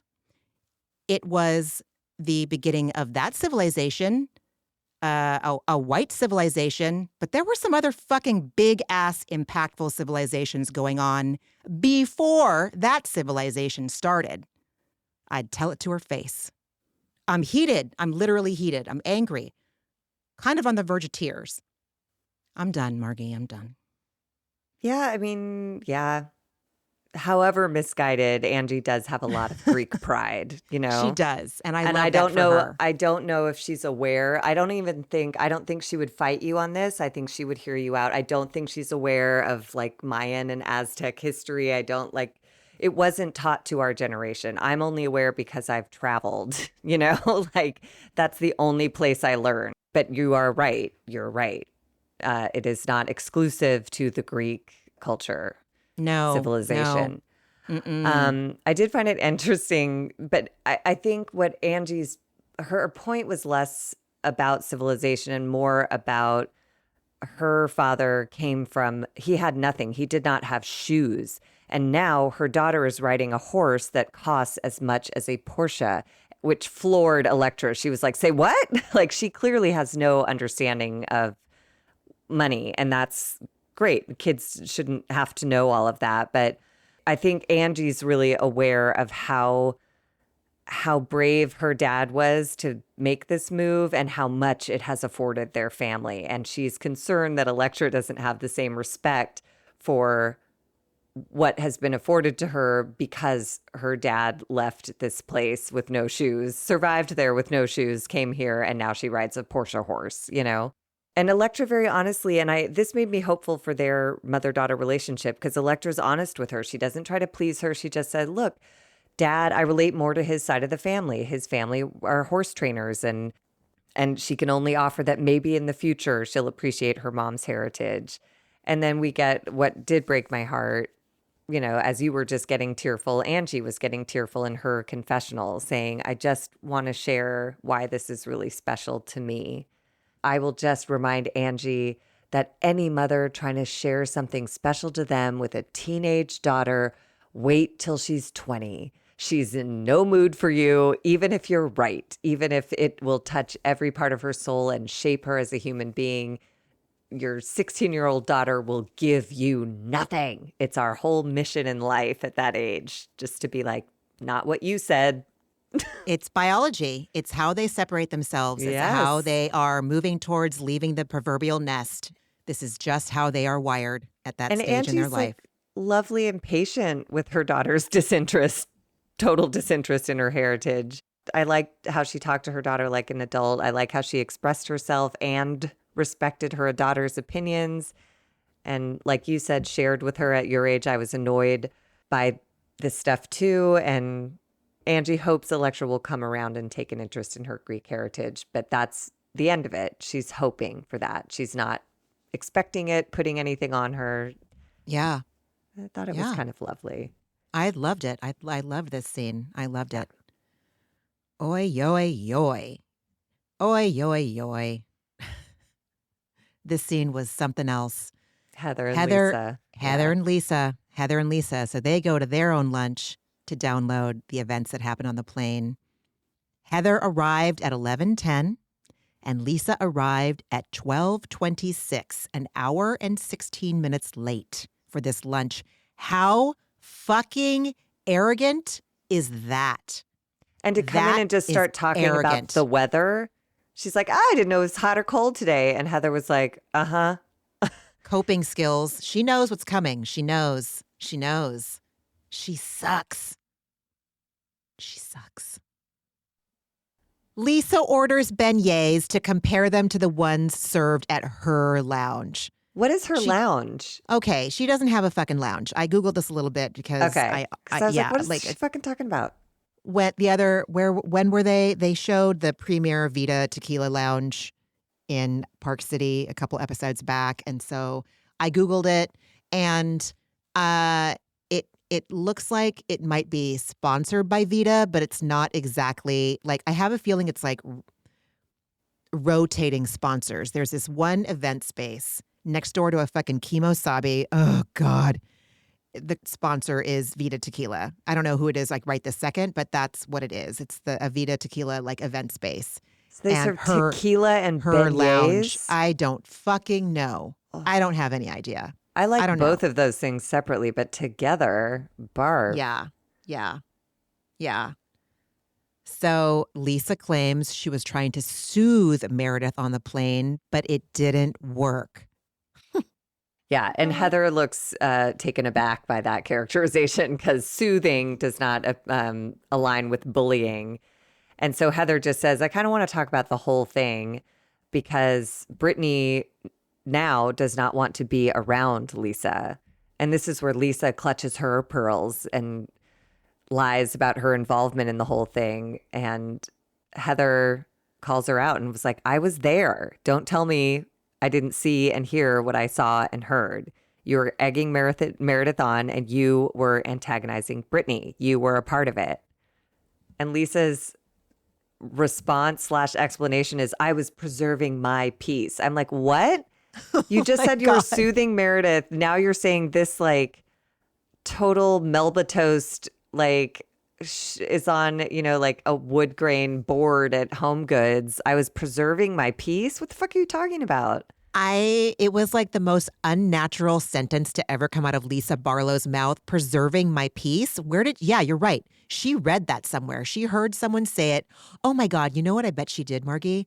I bet she heard some dumbass on fucking Instagram or TikTok use the term preserving my peace. And she was like, yeah, I'm going to preserve my peace. It just made Jeez. absolutely no sense, especially again, having heard the heights that this fight escalated to, for her to be like, there was no peace. There was no peace in those 15 hours. So that's insane. Heather says she doesn't get why someone should be punished for not doing what Lisa wants them to do. And then Lisa's out. So she like crosses her arms and she takes on this defensive posture and her tone is all defensive. And the conversation should have ended there because there was no more listening to be done. It was just Lisa being like, you know how Wonder Woman used to put up her like bracelets to deflect bullets? She's not going to listen to anything. She's just like, not that. I didn't do that. I didn't do that. And she denies all of the facts of the event that Heather was there to observe and is relaying to her. And it's just full gaslighting. And then Lisa has the audacity to say Brittany needs to take accountability. And again, I'm no fan of Brittany, but like after harassing her for 15 hours, you don't get to demand anything from her. You have now moved her into the victim role, and that's on you. She doesn't need to be accountable for anything anymore. Before the 15 hours, maybe, but now definitely not. Does Lisa sleep at night, do you think, or does she lay awake ruminating over what she's done or her perceived trespasses from other people? I can't imagine that she has a moment of peace ever.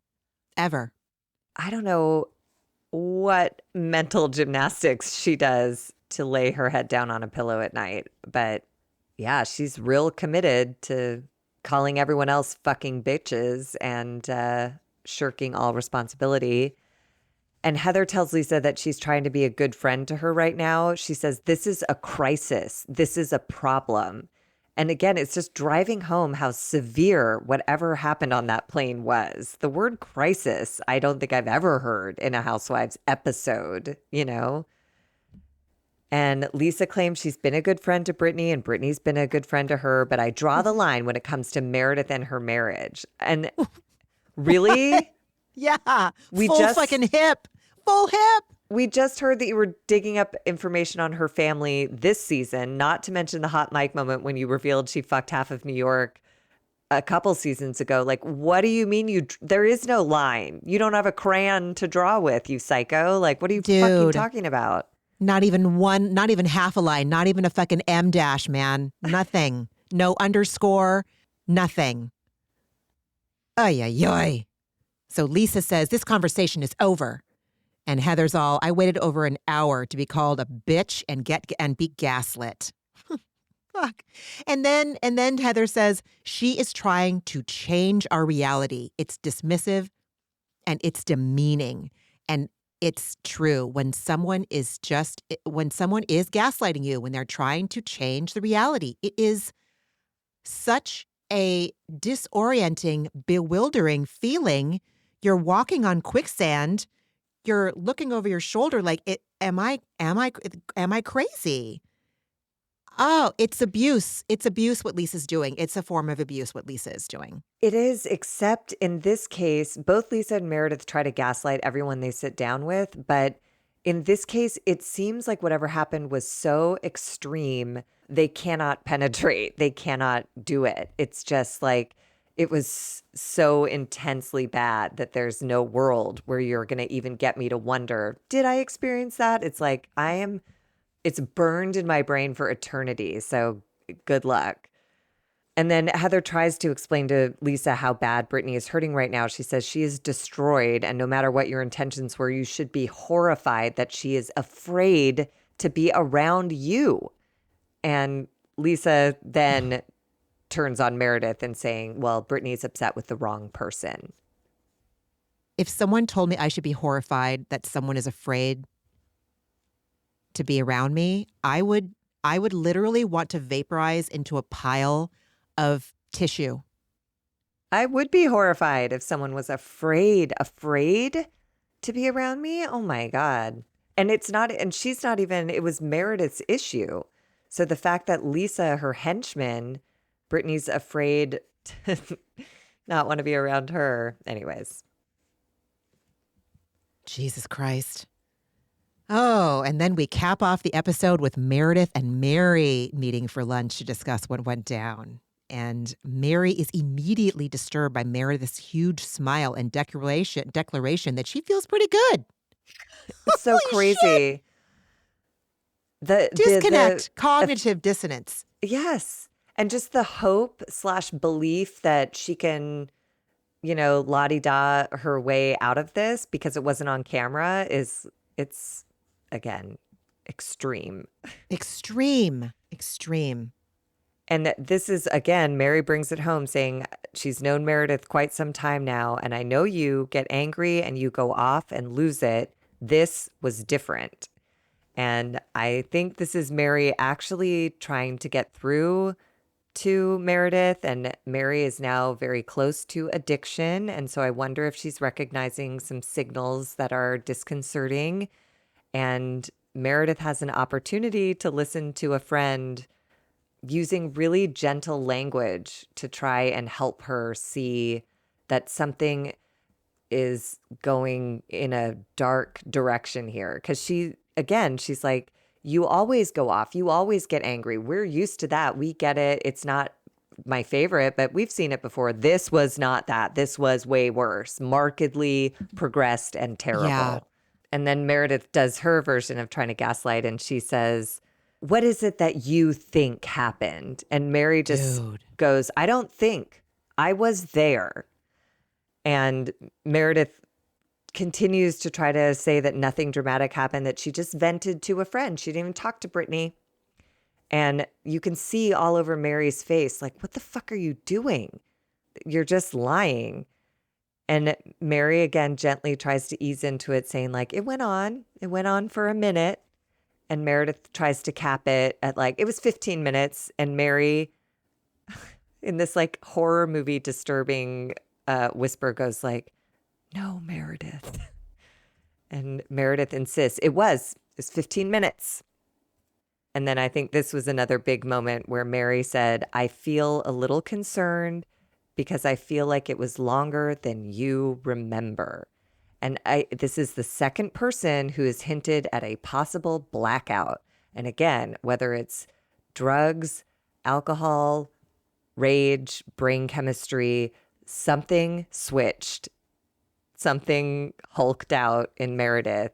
And I can see, I think Meredith knows it and she's just trying to keep it off camera. And I'm scared for everybody. Oh, yeah, for sure. For sure.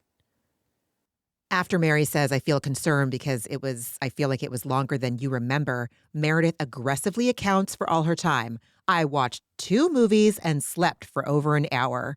And in her confessional, Mary says, I don't understand why Meredith is coming up with a different story than what really happened. I was there in the flesh. I've seen it with my own eyes. I heard it with my own ears. Yeah. And I just like wrote all of these exchanges out because I found them so chilling and terrifying. Meredith said, anyone who's telling you anything different. And Mary goes, no one can tell me anything. I was there. And Meredith goes, and the whole time she's keeping this like creepy ass eye contact with her. And she's like, you were sleeping for most of the flight, trying to like hypnotize her. I don't know what the fuck she's doing. And Mary just keeps answering back. But every time I woke up, I heard you. And Meredith goes, that's impossible. You were across the plane. And they throw up a seating chart. We've all, if you haven't sat in first class, you've walked past it. Across the Yeah. plane is not a thing. There's an aisle, No. which is as big as, a thin person's hips. So that if that's across the plane, we've lost our understanding of depth perception. Seriously. Seriously. And also, Heather also said that when she would fall asleep and wake up, that was what she fell asleep to, was Lisa and Meredith harassing and bullying Brittany. And when she woke up, that's what she woke up to. So this is the second cast member telling her this. Shit. And Mary is so gentle. She says, do you remember Whitney asking you to be quiet because people are complaining?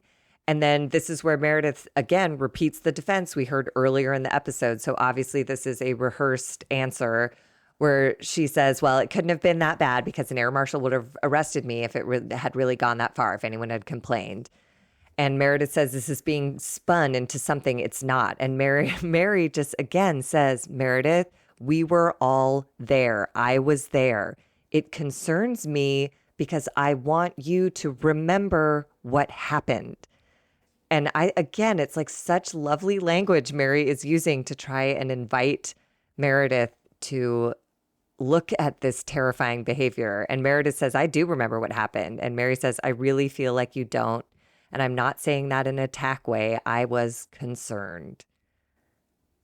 And then Meredith in her confessional, in a very unconvincing confessional, says Mary couldn't have heard anything. And then she cites, Lisa was sitting next to her and would vouch for that.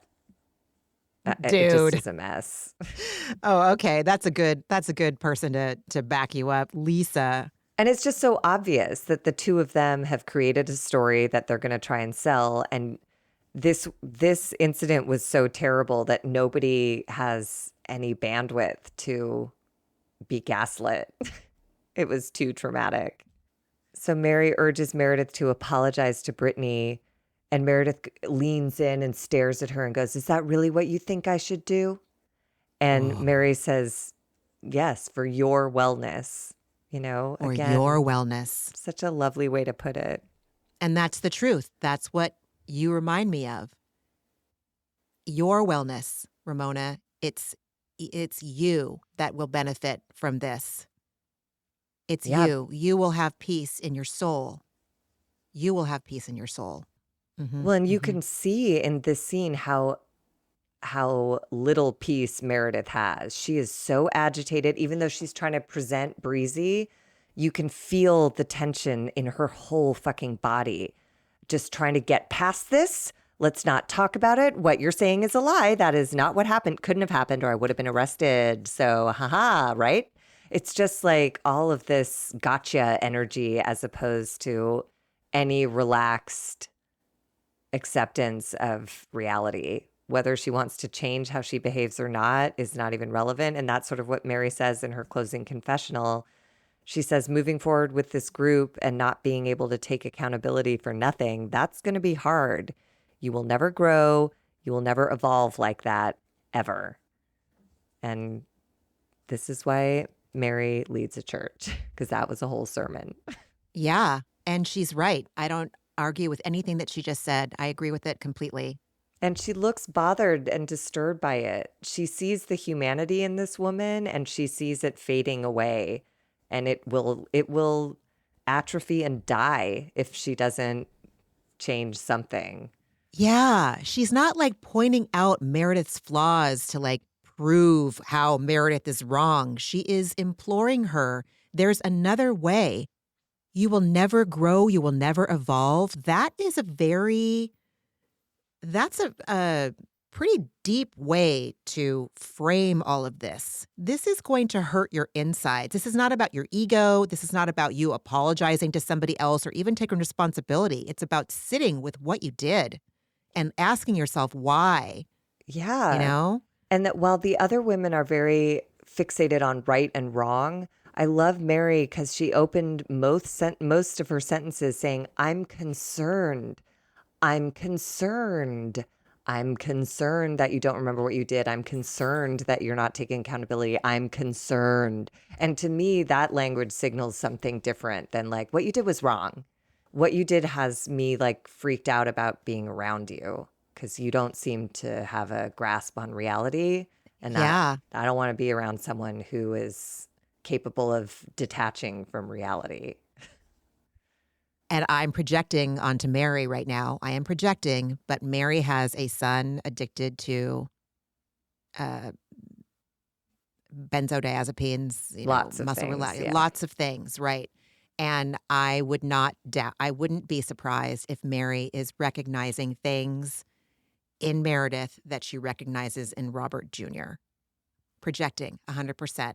No, I don't disagree. And I think that's why her tone was so gentle because she knows that it's an Yeah, addiction. exactly. If you're Yes. locked in an addiction, it's not your fucking fault. But the only way out is to acknowledge that something is not, this isn't the person you're meant to be. This isn't the most fully realized version of yourself. And if you're finally at a place where you're uncomfortable enough to change something, that would be great. And if not, then it sounds like Mary's ready to walk, and I don't blame her.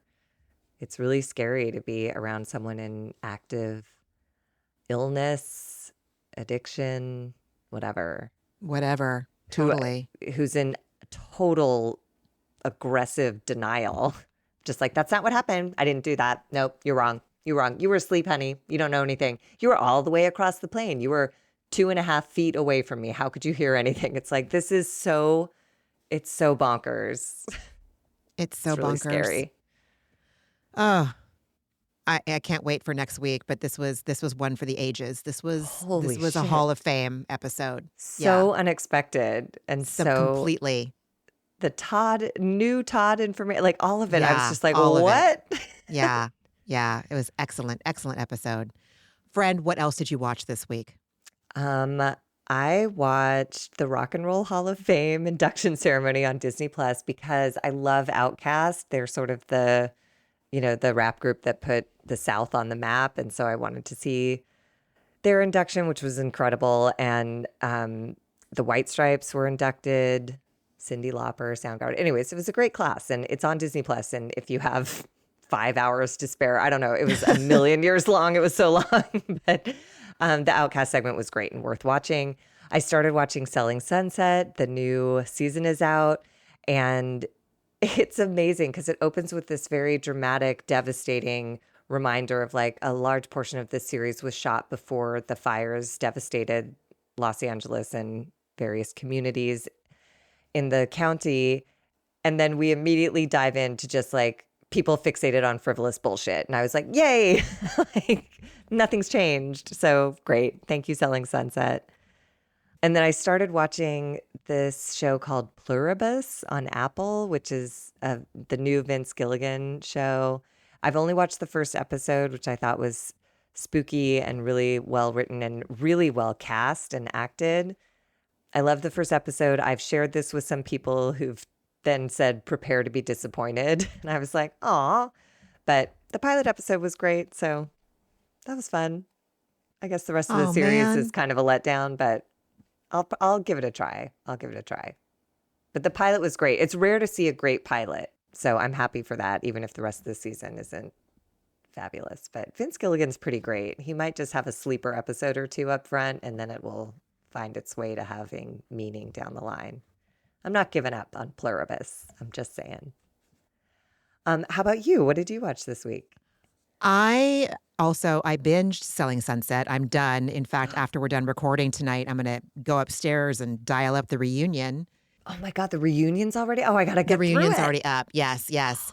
I have to say I felt strange. I felt strange in my soul watching such opulence and over-the-topness in the timeline that we're in, specifically right now this week for the last 43 days. And it made me think of something that my therapist tells me, that me feeling guilty for doing something, like beating myself up for watching Selling Sunset, which I would watch regardless of what timeline I'm in because I enjoy it and reality TV brings me pleasure. I like looking at the clothes. I like looking at a city that I adore. It's therapeutic for me. It's an escape, for Christ's sake. And I heard her tell me that me watching Selling Sunset is not going to, or not watching Selling Sunset is not going to change what's going on. And I'm not being cavalier about it or looking for a loophole. It was just something that I experienced. That's what I'm saying. Yeah. So I watched that. I watched the Orange County reunion, the first installment, Potomac, and Old Roni. Dorinda is something else, man. She is the queen of pointing a finger and having four pointing back. It's just wild. It's staggering. It's staggering. And to watch it like episode after episode, instead of just like one per week, it's just like, holy shit, how do you not see yourself? Just like Lisa. How? How can you be so disconnected from your behavior and the way it affects other people? It's wild. Anyway, that's what I watched. Yeah, she's another one who gets so angry, Oh anyone who my gets like God. that angry when they have something to say, it's like, you're not saying this in a very measured way, which makes me wonder if something else is going on for you. Yeah. Yes, I can relate to that. I can Yeah. relate to that. Mm-hmm. And friend, what was your antidepressant this week? My antidepressant, I shared this with you earlier. There's in 12-step rooms, there's something called a 90 and 90, where you go to 90 meetings in 90 days. And the last 3 months have involved a couple of pretty massive transitions in my life. And so I took on this 90 and 90 to kind of create a little cozy bridge around sort of like retiring parts of my identity, over the course of the last few months. And I finished it. I finished my 90 and 90, and I did it at an in-person meeting, and like connecting with other human beings in person has been invaluable, because in 12-step rooms, you're there for 1 hour and you don't know anyone's last name. So you can share the truest, most vulnerable shit and just get it out and get support if you want it, feedback if you want it, or just walk out of the room and leave it, and it has been vital to this, season in my life. And it also helped. I too, as much as I make fun of these housewives, I have a running narrative of bullshit in my head. And it's really hard to stay committed to it when 1 hour every day for 90 days, you go to a place where that kind of thinking is deconstructed. It's just like, that's bullshit. Those are lies. No. And for 90 straight days, I heard people share another way to think that's like expansive and forgiving and healing and hopeful. And again, it's not like I'm changed forever, but I can feel how dissatisfying my old thinking patterns are now, because I'm like, you guys aren't working. I know those voices and I'm familiar with them and I know how to feel when they talk shit to me, but now I'm just like uncomfortable with them because I've heard enough of a different neuro pathway that I could explore. So we'll see what comes of that. But that was my antidepressant, is completing 90 goddamn meetings in 90 days. That's so many days. Marky, that is a proud of massive, myself. massive commitment. I am People so do it glad all you're proud the of yourself. time. I'm proud. I'm impressed. Thanks. I'm inspired. And with everything you've had going on, to do that on top of it is I don't even know, man. I would give you a trophy right now if I could, I mean, I will say, like, Zoom, I've gone to at least one or two in-person meetings a week, but Zoom was transformative because I found these meetings in Paris and London and Ireland, which is amazing to hear people with accents talking at the crack of dawn, because I would often just knock them out first thing in the morning, which is a great way, what wound up being a great way for me for my negative thinking to have a seat in timeout, you know? So it's been fascinating. Really interesting 3 months. And what about you, friend? What was your antidepressant this week? Well, one of them was talking with you earlier today, I have to say. It really shifted and moved me, and I appreciate you so much, and I appreciate your compassion and your kindness and your fucking wisdom. Your 90 was not in vain. It absolutely, you are walking the talk, and I I appreciate you, and I appreciate your unconditional love for me so much. I felt very unburdened after I spoke with you. I felt returned to right size. The discomfort was still there, but the self-hatred and the judgment, the dirty shame was not. So that was one of them. Thank you. I want to give a shout out to my Vyvanse prescription because it's really been helping me stay focused. I want to give myself a shout out for deleting the Reddit app. I reserve the right to take occasional breaks on my laptop reading it. It's not satisfying, so I don't do it for a long time. That's huge. I just hope Yeah. everyone understands, like, Ramona, like, Reddit was basically like an appendage it became a part of your Oh my body. God, it The did. fact that It you did. deleted it, not just removed from home screen, is like, my jaw hit the fucking floor. I had no Yeah. idea. And I literally think you should be the grand marshal of every parade in 2026 for doing this, even for 2 days. It's huge. Thank you, friend. Yeah, it feels good. It feels good. Like I don't like yesterday when I went to delete it, or was it the day before? I can't remember, but in the last 48 hours. Like talk to me in a week when I'm like, what is it called? Tying it off? Is that what you do to Hmm. your arm when you want to shoot up? I'm just like sweating, like, but we'll see. What I'm saying is like it felt good on, and then like cobbling together another hour or realizing after a chunk of time, oh my God, I haven't like lost an hour of my day to fucking doom scrolling. Hmm. And I had a lot of feelings when I hit delete app, and it's all, are you sure you're going to lose all your shit? And I'm like, fuck you, Apple. Yeah, I'm sure. Suck it. Hmm. You're not the boss of me. Well, and it's a vortex. It's like, it's not just the hour that I spend doom scrolling, it's the hours after where it's like haunting me and I'm ruminating. I have a porous brain for that shit. It really gets in there. Yeah. And then, I mean, kind of similar to what you shared, the timing is just never up to me. Things I've been wanting to work on that I've been avoiding working on. It's like I'm done. Like I can't go on that way anymore. And it's becoming clearer and clearer. And so even though I'm very uncomfortable, I'm not doing anything to run away from the discomfort. So while that might not sound like an antidepressant, it actually is because I feel free and unburdened, uncomfortable, sad, lots of feelings, but I feel hopeful because I'm not running. I felt hopeful after writing in my journal, even though nothing had changed. And so, yeah, that feels very good. I feel restored to sanity a little bit, and I'm also uncomfortable. So that's okay, though. That's okay. They Hmm. often seem to go hand in hand in the Don't beginning. they? Don't, yeah. Don't they? Yeah. Because Yeah. I'm so used to hypervigilance and high alert and Yes, dude. self-loathing and like all the familiar things. Yeah. So when sanity enters, I'm like, who are you, Yep. Yep. Yep. weirdo?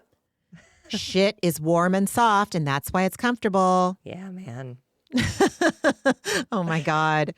Oh, everyone, thank you so much for listening. That brings us to the end of this week's episode of A Therapeutic Dose. And it was so fun to chat with you, friend. And it You was fun to too. chat with you earlier today. And I love you so much.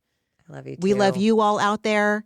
Take good Indeed. care of yourselves. Again, remember, you're not Lisa Barlow and you're not Meredith Marks either.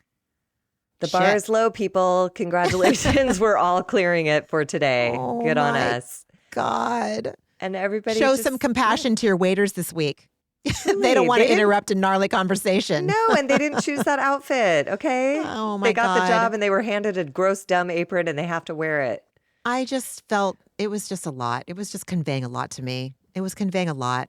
It was triggering my judgment, and it was triggering my lack of appreciation for hipster doofus restaurants in San Francisco Yeah. or Portland, for that matter. Anyway, enough of my bloviating. All right, everyone. We will talk to you next week. Bye, Take friend. good I care love of you. yourselves. Bye, everybody. Bye.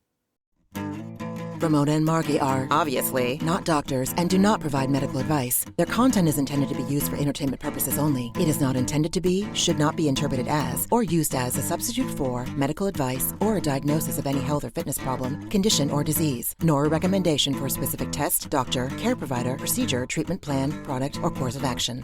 My mom isn't a doctor.